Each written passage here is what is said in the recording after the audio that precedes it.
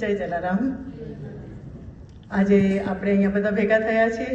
ખૂબ જ સરસ દિવસ છે અને આજે આટલા સ્નોમાં બી I could see that weather is really very challenging. તો બી આપણે બધા અહીંયા આવ્યા અને બધા ભેગા થયા છે. અને આઈ કેન સે કે રાજભાઈ થરના, thank you so much. First of all તો give him a big round of applause કે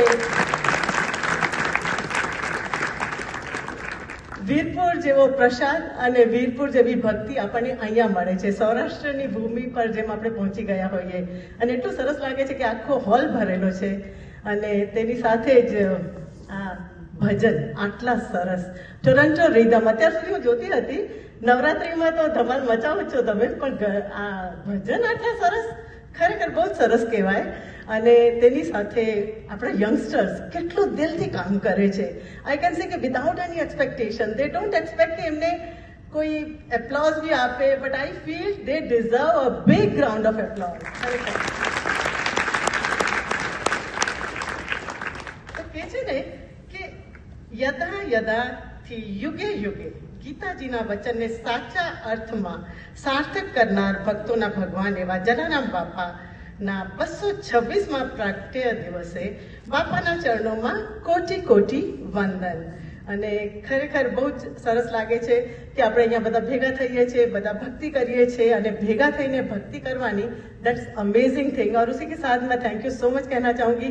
दीपक आनंद जी हर बार आते हैं और हर बार हम लोगों से मिलते हैं. रियली इतने अच्छे जब लोग हमारे साथ जुड़ते हैं बहुत अच्छा लगता है. और जलाराम बापा के लिए मैं यही कहूँगी, परिवार को खिलाया तो फर्ज आम हुआ, दोस्तों को खिलाया तो अपना नाम हुआ, किसी गरीब को खिलाया तो पुण्य का काम हुआ, मगर सारी दुनिया को खिलाया तो वो जलाराम हुआ. एक बात मैं जरूर शेयर करना चाहूँगी कि मैं रेडियो बहुत सालों से करती हूँ और बहुत लोगों से मिलती रहती हूँ. मुझे इतने लोग मिलते हैं, जब मैं उनसे कहती हूँ कि ये वहाँ पे वीरपुर में ऐसे होता है, विदाउट एनी डोनेशन, कुछ भी नहीं लेते और इतने लोग खाना खाते हैं, कोई बिलीव नहीं कर सकता. लेकिन है गर्व की बात है कि हमारे जलाराम बापा कर सकते हैं. सौराष्ट्र की भूमि पर अपना जलाराम बापा ने हमेशा जय. Thank you so much.